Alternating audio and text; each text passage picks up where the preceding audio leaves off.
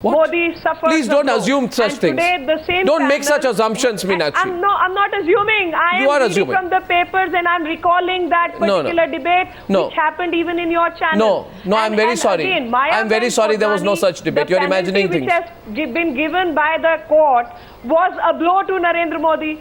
Today you are painting Narendra Modi differently. This is definitely a conspiracy by which you are trying to first portray that Narendra Modi government sought the death penalty and then you are portraying it is a U-turn, whereas none of this is true. This is a legal process which is still undergoing. It has not reached its conclusion. Miss Lekhi, I just want to go back to Mr. Sareshwala, but I want to make a evidence on the basis of which I want to make a point to you. Has to form his opinion. I want to make a point to you with the greatest of sincerity.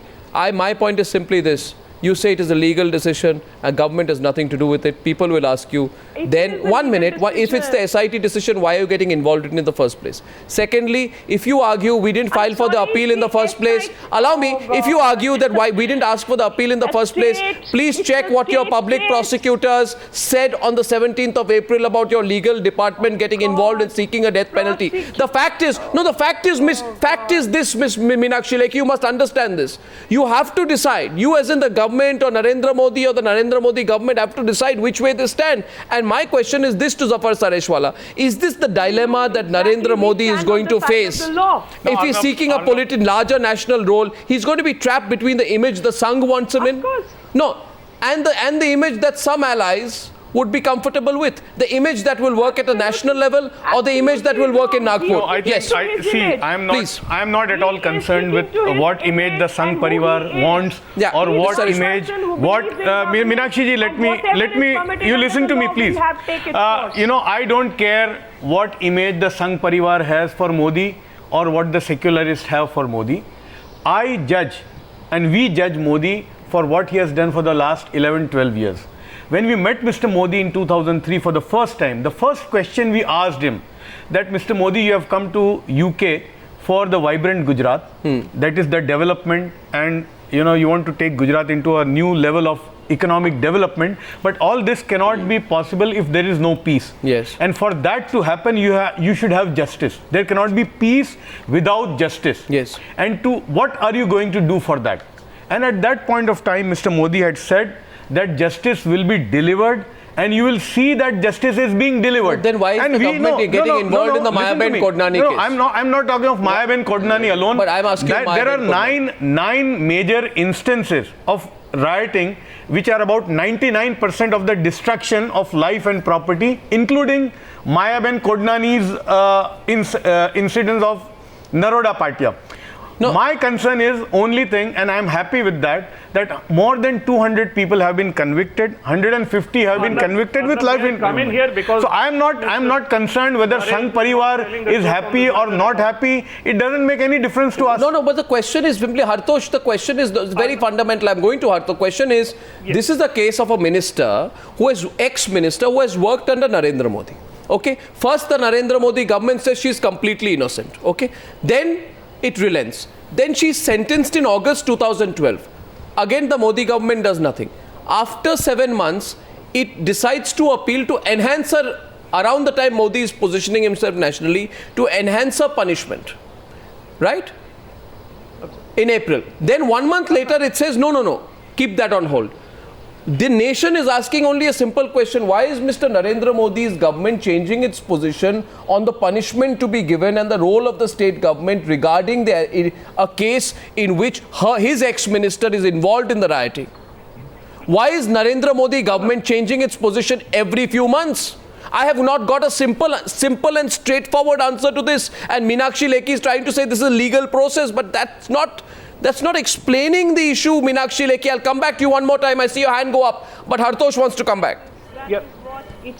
See, because there cannot be any simple answer to that. If you read Jyotsna Yagnik's judgment, which is why Mr. Zaresh Safarwala talking about Modi delivering justice is so absurd.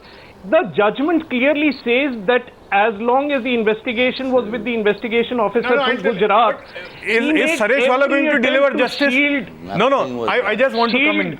Please let me. Mayaben Kodnani, he went out of his way, subverted the process of justice.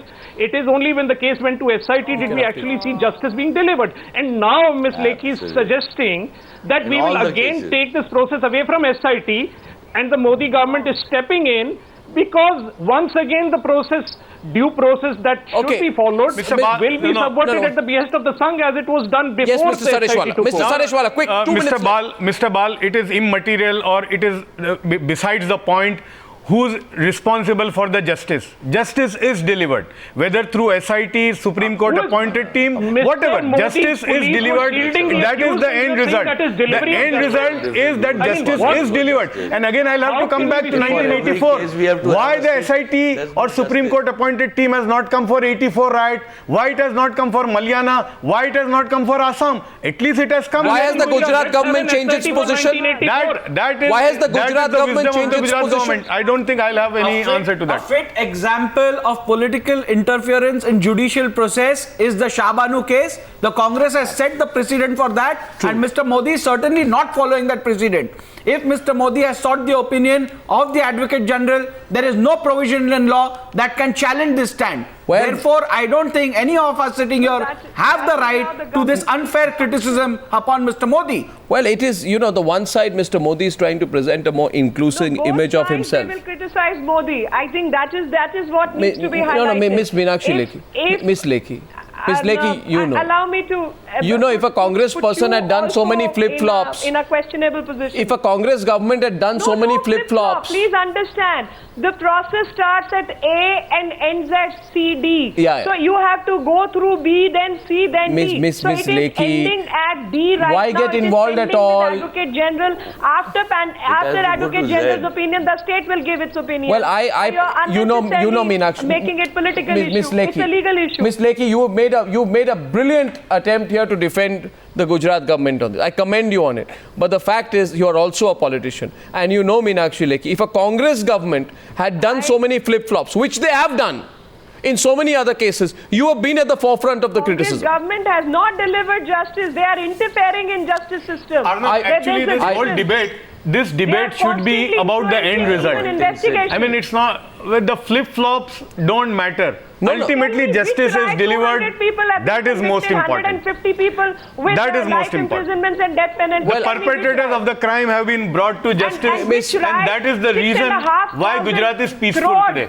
Miss Lekhi, the fact of the matter is this: you are uncomfortable today because the media has caught on to this. I am not instead of this being buried somewhere, we are asking you the questions about the flip-flop. Flip-flop number 1 is 2009, flip-flop number 2 is April, flip-flop number 3 is May. No flip-flop. Miss Lekhi, who appoints that? Anyway. Miss Kodnani was a MLA and corporator much before even Mr. Modi became a CM. Yes, you don't know the history. I know the history very well, but how does it matter? And again, the opinion of Advocate General will be based on the evidence against her. Who appoints the Advocate General? The Modi government will take a decision. Who appoints the Advocate General? Or not to follow. But so what? Who appoints the Advocate General? But so what? It is the right of the Advocate General to opine. 1 minute, please. Don't argue. Every state appoints. Who appoints the Advocate General? Every state has a right to appoint. Who appoints the advocate? Whose advice does the Advocate General go by? No, I am sorry. The Advocate General does not go by anyone's advice. It is the Advocate General who advises the government. Sure, like please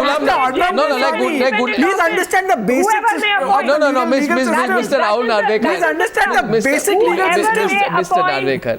Mr. Narvekar. That case, Mr. Narvekar. The name you took. Mr. Narvekar. Let's go into. You see, the problem is that both you and Meenakshi Lekhi have tried very hard to confound this legally. Now, let me tell you the chronology of events. Let me tell you the chronology of events. You have to understand how the legal system in this country works. It is not the advocate. It is not the government that advises the Advocate General. The Advocate General is appointed to advise the government. Technically, yes. So please get your facts right. Mr. Narvekar, please don't be so confident when you say things like this a few days after you have accused the Attorney General of India of taking instructions from the central government. So what? So, no, be So careful. what? Be careful of the accusations that you make on the news after that. Be careful. Be careful of what you say. Right. Because your logic will be thrown back to you. You hit the nail on the head. Your logic will be thrown back to you. You've hit the nail on the head. That has happened with the union government. See, but it's not necessary that it happens in every state. Well, you know. I think that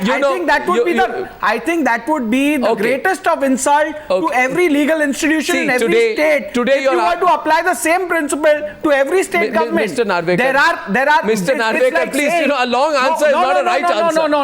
A long answer is not always the right answer. You have to let me answer. No, long answer is not the right answer. If a handful of journalists are caught who are found to be guilty of corruption, why are you getting so much? that does not mean every journalist is corrupt. That does not mean that Mr. Arnab Goswami is corrupt. I hold Mr. Arnab Goswami in very high esteem. So therefore, Mr. Arnab Goswami, kindly don't apply There are this three principle. arguments. Because if some journalists are found to be guilty of corruption or wrong practices, that does not mean that Mr. Arnab Goswami or all the other journalists are of the same kind. Hartosh, this please, I'll just say one thing. Hartosh, see, a long answer, Rahul, is not a right answer. There were only 3 points in this debate. Just give me 1 minute without interruption, because 3 points. The 3 arguments that have been put forth by you and Meenakshi Lekhi have all collapsed. The first argument was legal decision, government has nothing to do with it. 1 minute, legal decision, government has nothing to do with it. In which case the counter is why get involved at all.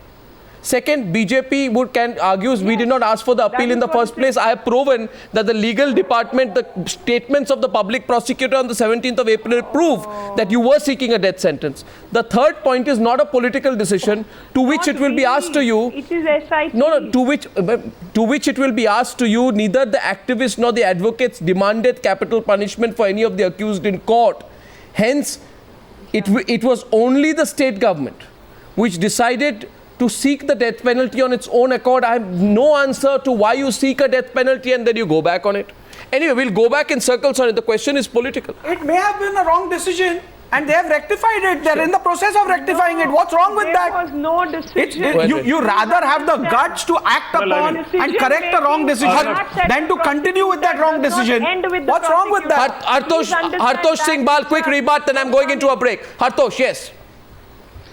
Arnab, they cannot even agree amongst themselves on the sequence of events. How are they going to convince anybody else? Obviously, it is a political decision and it shows the dilemma Narendra Modi is facing. There is an image that he cannot shy away from and he's forced to confront this time and again. Well, we are going to debate this once again. Maybe next time Mr. Modi will send more representatives or come himself on the news. It's time Mr. Modi speaks out on these issues in public. We hope he does so soon. Thank you very much, ladies and gentlemen, for joining me on the News Hour tonight.